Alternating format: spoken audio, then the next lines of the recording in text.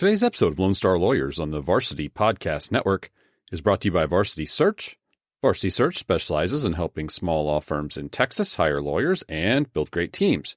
So if you're thinking of making a move or your law firm is looking to hire, please go to varsitysearch.com and book a time to visit right into my calendar. Varsity Search, building great teams.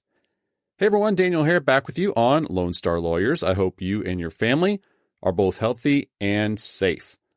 And before we get into this episode, I want to remind you that Varsity Search has been retained by a general practice litigation firm in Dallas-Fort Worth to help them grow their family law team. So, if you value inclusivity, teamwork, diversity, humility, and cost-effective client service, and you have at least 2 years of family law experience, we want to hear from you. You can email me, daniel@varsitysearch.com, or you can go to varsitysearch.com/lawyers to get more information and to apply. All right, today we head to Fort Worth, where our guest is Brittani Rollen. Brittani is senior counsel with McDonald Sanders, a full-service firm founded in 1951, where she practices appellate law, as well as labor and employment, HOA, and education law. And she's been a Texas super lawyer, a Texas super lawyer rising star multiple times, a top attorney, according to Fort Worth Magazine, multiple times. And Brittani also does exceptional work on behalf of special needs children and their families, which I'm excited to ask her about as well. All right, with that, let's hop into our conversation with Brittani Rollen on today's Monday Mentors episode of Lone Star Lawyers.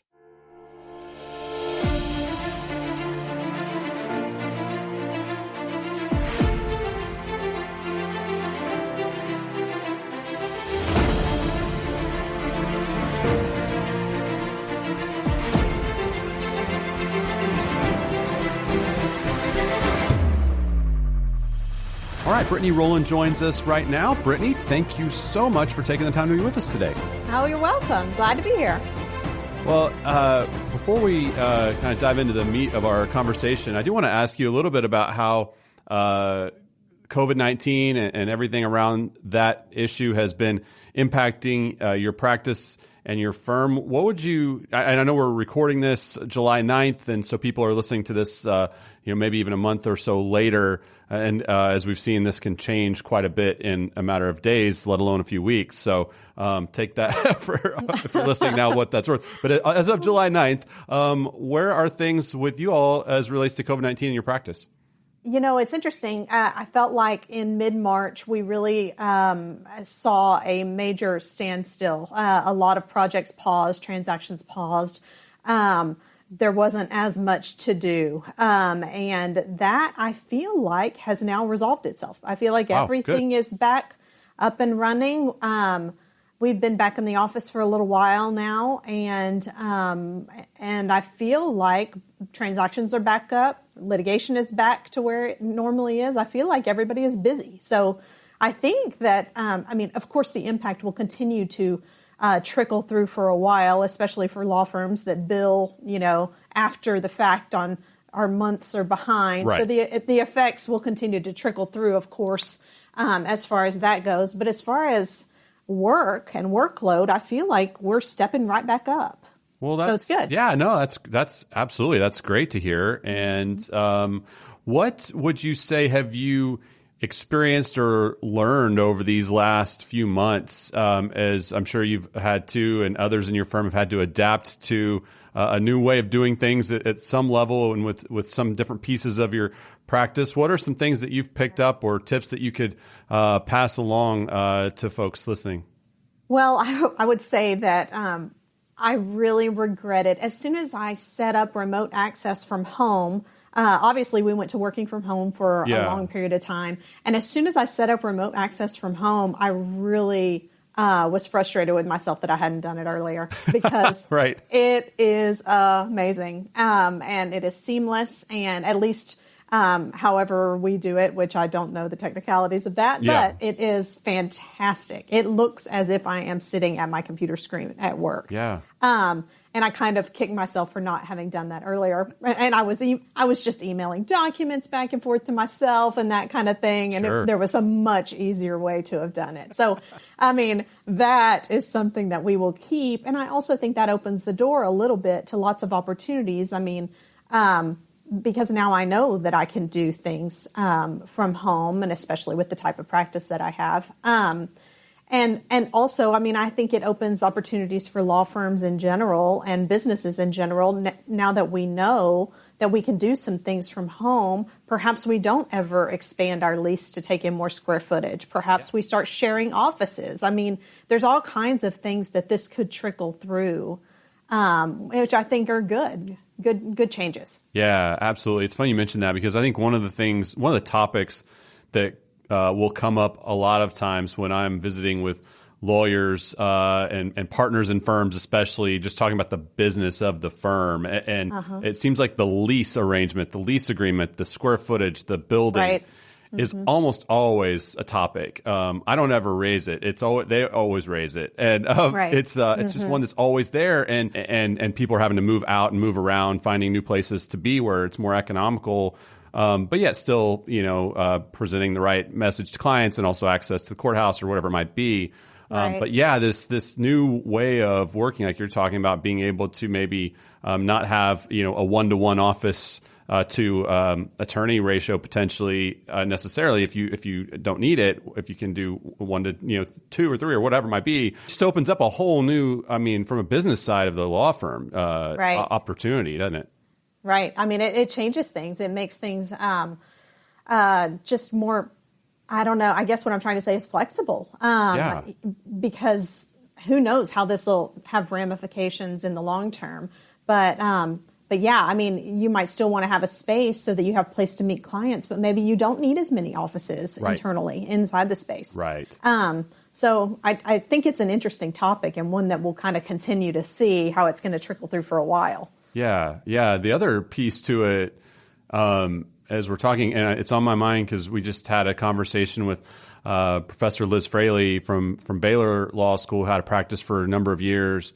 But we were talking about even just the opportunities that exist often for female attorneys, especially who, whether it be combining, having kids in the house or working some from home. And that's sort of always historically been, a challenge to get the legal field to move in that direction. And will this open up more awareness and opportunities for firms to be okay with and even encourage that among their female lawyers or male lawyers that are going to stay home with kids and do stuff from home as well? It could work both ways, but... Well, and I think that's interesting, too, because I think it's always been a question in everyone's mind about would that work? And even in my mind, personally, I think that would be interesting, but would I have the discipline? Would I be able to actually do that, to get rid of the distractions and do that? And it turns out the answer is yes. And so I think it's been interesting. It's been a learning process for all of us, for sure, and including my kids, having to tell them, like, during working hours, I am working, actually working, having to reinforce that message. Sure. But it's interesting. Yeah. It is interesting. Yeah. Do you tell us about just your setup at home? I mean, I know for me, like, the technology piece was relatively easy, but at the same time, and I've got 3 little kids, and they were obviously at home with doing school at home and stuff like that.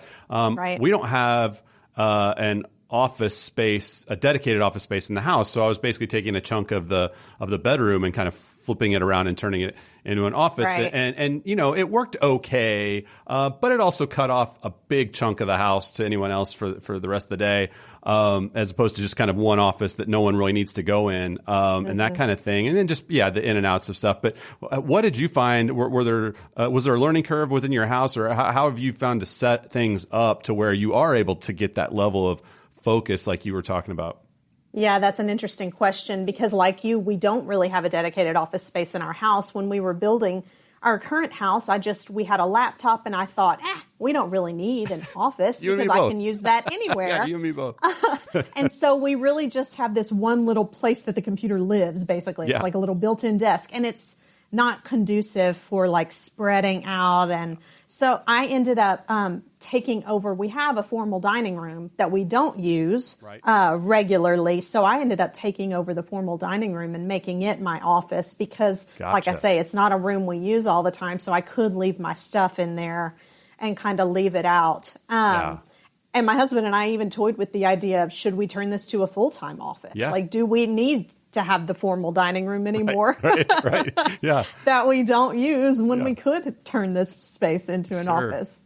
Yeah. Exactly. It's funny because, we moved a couple of years ago, and I remember looking at one of these sort of, like John Huston or some kind of building plan or whatever. Right. We didn't wind up doing it, but a lot of those plans always seem to have the option of this could be a formal dining, or we could put some, glass doors across it. It could be an office. Exactly. So that seems like the decision everyone seems to be making is between the formal dining and the office. A very common, yes. And in fact, if we, knock on wood, I don't plan to sell this house, but if we were to ever sell this house, I'd probably put it on the floor plan that way. It is either a formal dining room or an office, whatever you want. That's right. Exactly.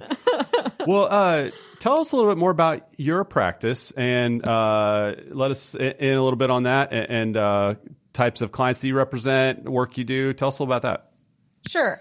So I am a Baylor Law grad class of 2005. So I've been practicing for about 15 years now, and my practice has changed over time. I came out of law school not exactly sure what I wanted to do, and so luckily my firm was okay with that. I practice at McDonald Sanders in Fort Worth. It's a full-service civil law firm. We do a little bit of everything, or almost everything that you could do in the civil realm. Right. So that was a good fit for me. They let me kind of, for those first few years, do a little of all kinds of things, transactional litigation, and I really was gravitating towards the litigation, kind of to my surprise. I went to law school not thinking that I would do any kind of a litigation practice, but I did like practice court. And I really liked procedure. I know that sounds silly, but I think the Baylor lawyers will understand that. So my practice over time became more and more litigation, and now I do appellate as well. And really my focus has become appellate and litigation support. So I do other people's motions for summary judgment and their jury charges and their charge conference. And sometimes do trial support on a big enough case where I would come in and also attend the trial. And so my practice has really changed over the years, but I've ended up doing mostly appellate work, which I love. Awesome. Yeah. So is that something that a few years in you figured out, hey, I really like this appellate side of the writing side more so, and should I go for that, or did it really just sort of start to fall into your lap and you just kind of wound up there? How did it come about? A little of both, I would say, because I had this one case that I worked on when I first started that we really took it all the way through. When I first started, I was working on the summary judgment response in that case, and then we took it to trial, and then I helped with the appeal. I did all the writing on the brief, and through all of that research and writing, I really decided that I really like that. A lot of attorneys don't like that, and I really do like that. So I would prefer, and also the realization over time that I like litigation and I like being in the courtroom, but I don't really aspire to be first chair. Okay. That's not really something that I want. And so it just seemed like the perfect fit. I also like the oral advocacy side of it. I like oral argument, especially when it's a topic that I know that much about because I have already researched it and written a brief on it. And so I think it's a combination of factors. There also wasn't someone in my firm who already practiced appellate. So it was a nice niche for me to be able to carve out for myself. No, I'm glad that you laid that out because it's actually funny enough something that I've heard a number of times from firms that have robust litigation practices, but at the same time have nobody or relatively few people that really enjoy the writing. and Right. really enjoy the appellate or the brief, the pre-lit motion practice, and that's a real area for a young lawyer, even especially, to jump in and take on some, outsized role potentially, Right. than if they're just kind of going to stand in line behind all the trial litigators. Right. Right. Right. And it really makes sense for a young lawyer too, from the standpoint of they're cheaper and it's a time-consuming job. Right. The person putting together the appellate brief or the motion for summary judgment, it's very time-consuming. So it's nice if it can be a young lawyer who has a lower rate. Yeah. So. For sure.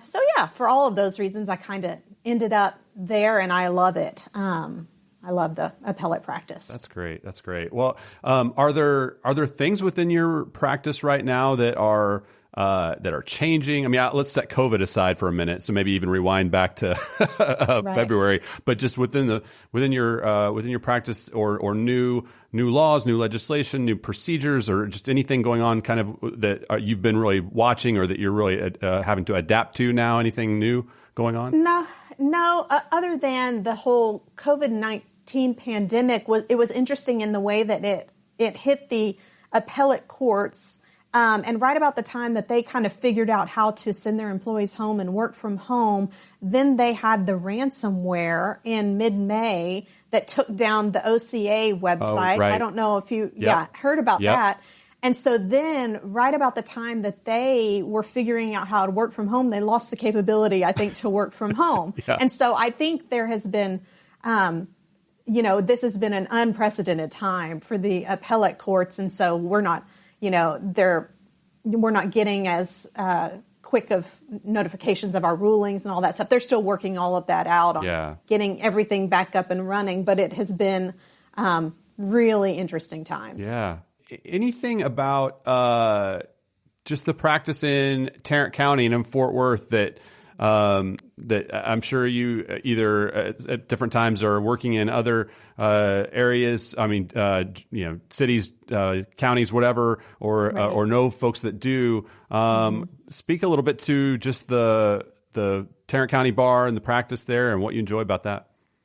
Well, I love practicing in Fort Worth. Fort Worth is an interesting town because it is big enough to have all kinds of different industries and all kinds of different businesses, but also small enough that the bar, the attorneys in town pretty much know each other, which makes it a more collegial place to practice, I would say, than in comparison to Dallas or Houston, perhaps, where you don't know the attorney on the other side. Sure. And the same with the judges. The judges do a good job of going to events, and you can get to know the judges. And I don't likewise know the judges in Dallas.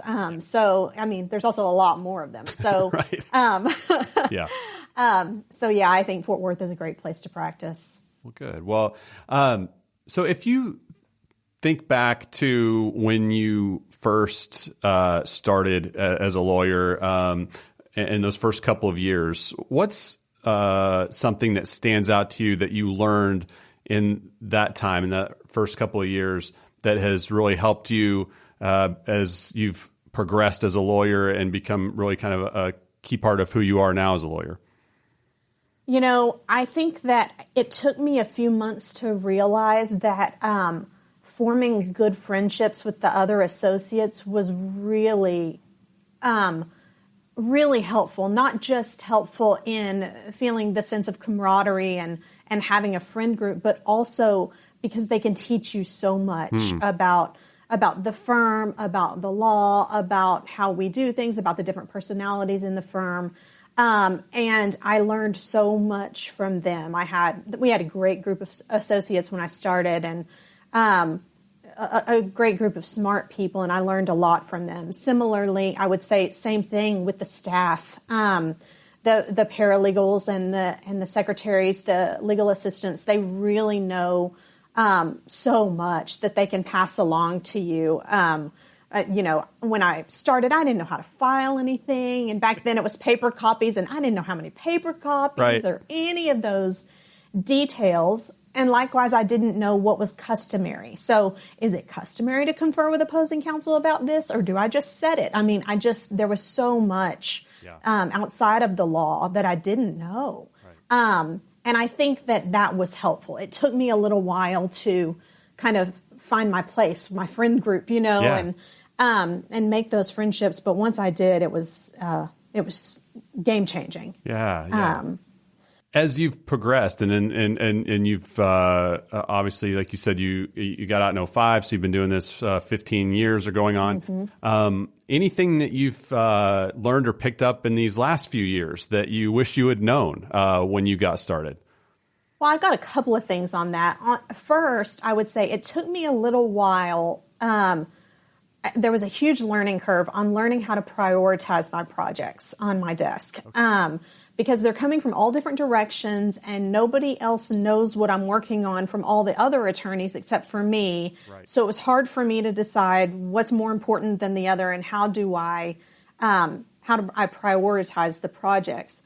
After a while, I have kind of learned that if I can give feedback right from the very beginning, like, oh, I would love to work on this, but it'll probably be a week. It'll probably be 2 weeks before I can get to it. And if I can do that, it works much better because then they know what their expectation is for when I'll have something back.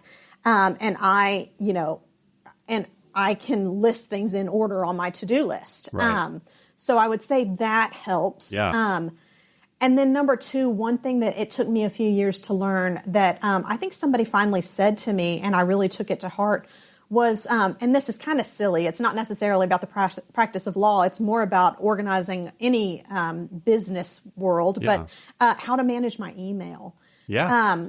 I had an attorney, in our firm a few years into my practice that was talking about how he keeps everything in separate folders and the only things that are currently in his inbox and his email are things that are to do, like action items. Otherwise, they are immediately moved to a folder. Right. And I started doing that, and that is really helpful too, because then I can also keep track of things. I can find things when I need them. And a friend of mine who's a younger associate than me, she said that. She's like, I wish somebody had told me that because my email is a mess, Yeah. It also helps me to archive them when a matter is done. Right. Because they're all already organized together in a folder. Yeah. So then I can, archive them to our system and get them off of my Outlook. Yeah. So anyway, that is... like I say, not necessarily law related, but it is organizational and helpful. Yeah. No, I mean, email inbox management, I think, is a huge issue for everyone. And especially now. Well, yeah. Even more is happening. Exactly. And I know, and I don't know how much it helps or not. I have not jumped into, I haven't had really reason yet to jump into kind of whether it's Slack or Microsoft Teams or kind of one of these other kind of, not email replacements, but ways to kind of, facilitate more back and forth communication that maybe would have been email before and now it's not. Right. And then how much that cleans up email. But I know some are starting to kind of, even within the law firm world, starting to adapt those tools as well to kind of help with the email flow.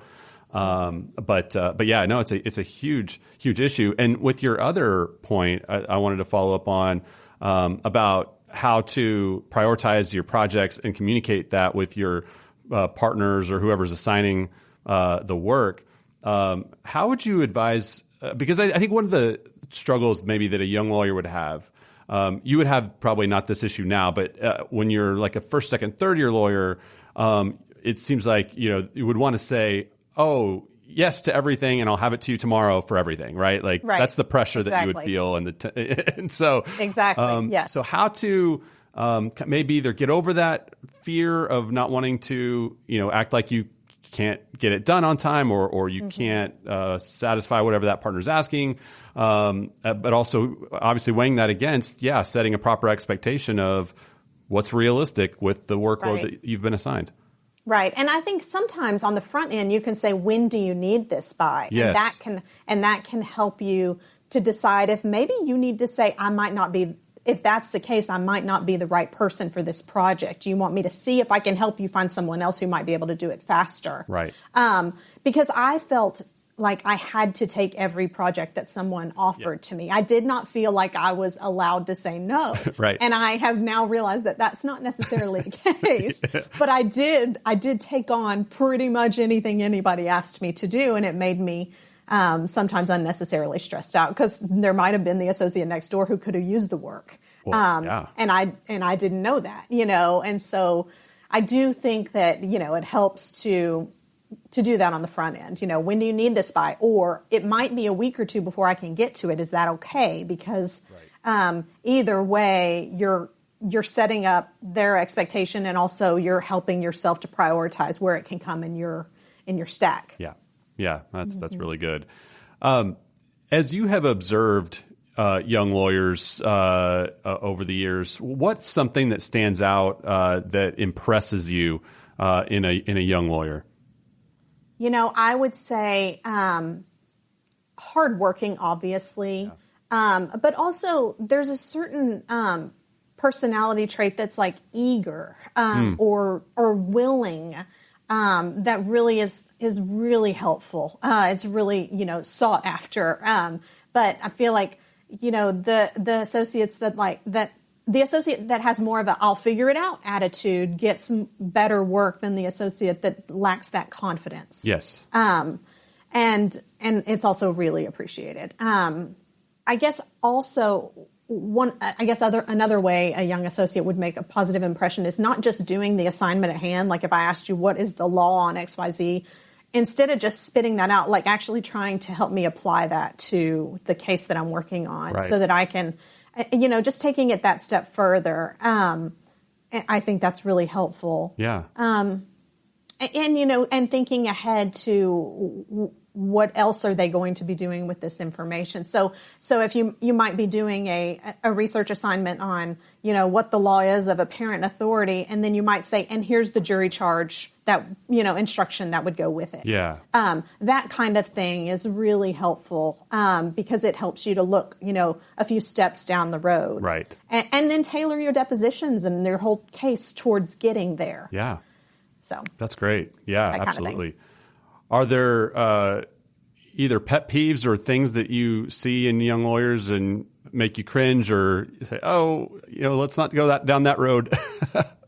Well, I would say when I was a younger associate, when we would have new associates join, I really wanted to see a sense of being a team player. And when I didn't get the sense that someone was a team player, like if I felt like they didn't have my back or that was really off-putting. Right.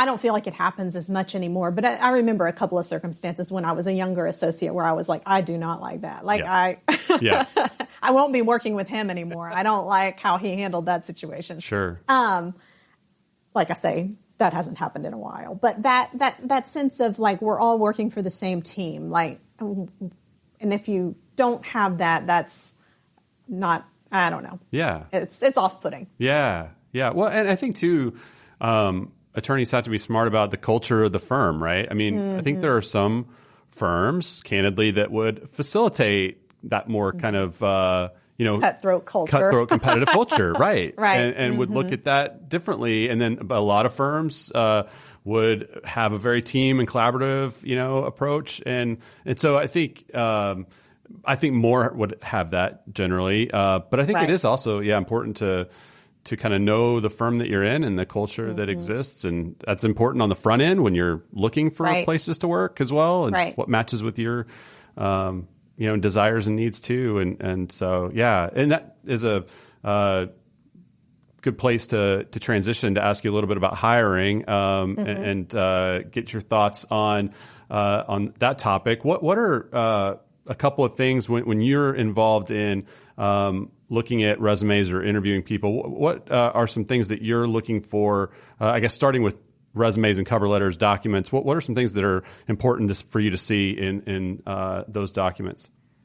Okay, so for us working in a town like Fort Worth, it's number one, hands down, most important for us to see that the person has a connection to Fort Worth. I don't want your cover letter to say, I'd like to be in the Dallas-Fort Worth area.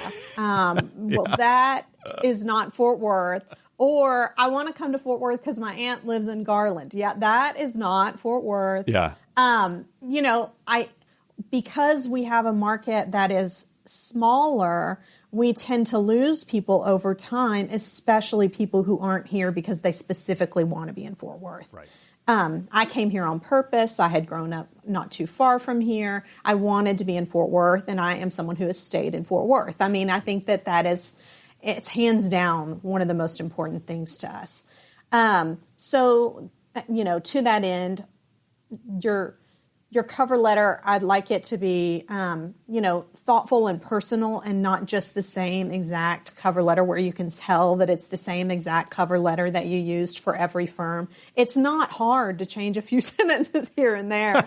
It takes minimal effort. Yeah. And so I think that's important. And then on the resume, I'm interested in, what other jobs or organizations have you been involved in? Because I think that translates, like your ability to be involved in things translates later on to ability to create clients. So, that's something that we're interested in. If you're someone who's involved in a lot of things, that's good. Right. Because that's what we're going to want you to do. We're going to want you to start work here and also be involved in various organizations so you can meet people in the hopes that you then grow up with those people and they become clients over time. So, that's cool. what I'd say about the resume cover letter. Yeah, no, those are all of those are great. The Fort Worth connection piece and making sure that you're tailoring stuff to the Fort Worth location is so critical, and I would say it's critical as well in most of the markets that you're applying to. Right. I think we just had a few guests from Amarillo, and I'm here in Waco, and I think whenever there's your jobs applying to either a mid-sized market or smaller market, people are just going to want to know, why do you want to be here?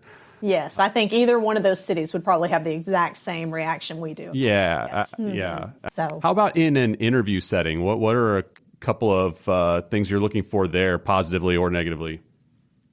It's hard to say because it's such a interviews are so hard to put your finger on exactly what you are looking for. Yeah. But really, we're just looking for a personality fit with our firm. It's hard to, like I say, it's hard to put that in words, right. But we're looking for somebody who has, some level of confidence, but also seems authentic. Yeah. Somebody who has some interests and is an interesting person. It's a little hard to put into words because I feel like so much of that is just intangible. Yeah. Yeah, it's tough, and it's tough for candidates too. To try to figure out whether the firm is the right fit for them as well, things that they're looking for. So, well, Brittani, thank you so much for taking the time. We've got that went so fast. I looked out, I'm like, we're over 30 minutes. We have some rapid fire questions to end our time with. If you're ready for those, Sure. All right, name one trait or characteristic you most want to see in an associate. Hardworking. All right. What habit has been key to your success? A to-do list. Awesome. Your favorite app or productivity tool? A synced calendar with my phone. There you go, for sure. Your favorite social distancing activity? Reading. There you Love go. to read. Have you read anything good? Here lately I've been on a kick with some of these historical fiction type of World War II novels. And there's a really good one that I just read called Beneath a Scarlet Sky, about a Italian who finds himself as the driver for one of Hitler's top generals in Italy, and it's based on his real life story. Oh my God! And it's very good. And then I read The Diplomat's Daughter as well. It was about a Japanese girl and her and a Austrian Jewish boy, and then also an American German boy, and the three of them during the war, which was also very good. Wow. Well, that's cool. Good recommendations for everybody looking for stuff to grab and to read. Lots of good reading material. But then if you've read a couple of those, you need to rest your eyes a little bit. What's your favorite legal movie? I'm actually going to go a little off script on this one and choose a TV show, Suits. I watched Suits a few years ago and loved it. The interrelationship of the partner and his associate, the mentor-mentee relationship, I felt was like fantastic. Something that we don't normally get to see on TV, and I thought it was really good. Yeah, it was actually someone posted it on LinkedIn the other day and said something like, I don't know as a lawyer if I'm supposed to like this show or not, but I really do. I know, exactly. Normally you get annoyed at legal shows, but I liked that one. I forgave it for anything that it was that it was wrong about. Yeah, no, absolutely. My wife and I watched, we caught it like by season 2 or 3, I think, and then we caught up, and then we were basically watching it as soon as it would get released onto Amazon Prime, I think, is what we were doing. Right. And so, me too. Yeah, no, we really enjoyed that. Well, thank you so much again for taking the time. I do want to give you an opportunity. I don't think mention this ahead of time, to ask you about or talk about what you have going on with thetinytalker.com. Oh, that's so kind of you. So tell us about that. The Tiny Talker is a passion project that my husband and I started a few years ago. We have a son who has special needs, and so he had global developmental delays. And one of his worst delays was in speech. And so because he was nonverbal for so long, he would get frustrated trying to communicate with us what he wanted. And so we created this little device that has some common commands, things like yes, no, bathroom, just easy things for a kid to say and buttons to push that are easy to push. And then a couple of years later, that morphed into a children's book that then kind of teaches them how to use the device. So, and now our new project is coming out with a recordable version, which I think is going to have a broader application for lots more kids. So yeah, it's a passion project of ours that we kind of do on the side. Well, that is really, really cool. And I'm glad that you're willing to share about it. Thanks for that. And I'll put all the links to that down in the show notes. People want to check that out. That's so nice of you. Thank you. Walking similar journeys with you would be a resource and all of that. So absolutely. Well, thank you so much for taking the time to be with us. Really appreciate it. Thank you. Thank you for having me. All right, my thanks again to Brittani Rollen for joining us on the show today. If you enjoyed this episode, would you consider doing 2 things for me? Would you subscribe so you don't miss an episode? And then would you please rate and review the podcast in iTunes or wherever you get your podcasts? If you have suggestions or thoughts about the show, or if I could help you in any way, please email me, daniel@varsitysearch.com. Also, don't forget, if you or someone you know might have interest in the family law attorney position we have, please email me or go to varsitysearch.com/lawyers. All right, that's it for today's episode of Lone Star Lawyers. Thanks again so much to each of you for listening. I'm Daniel Hare with Varsity Search, and we'll talk with you next time.